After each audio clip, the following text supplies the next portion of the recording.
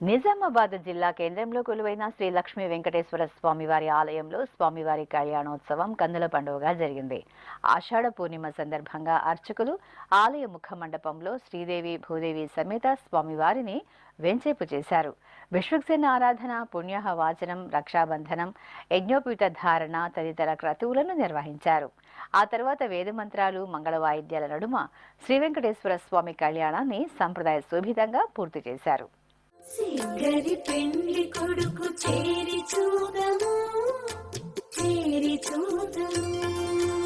ముసుగు తెరవరి ముఖము చూతము నేడు కసుగాటు చేతలెల్ల కందము గాని పసతో శ్రీ వెంకటపతి నన్ను నిటోడే నస చేసినాతోని నవ్వినట పసతో శ్రీ వెంకటపతి నన్ను నిటోడే నస చేసినాతోని నవ్వినట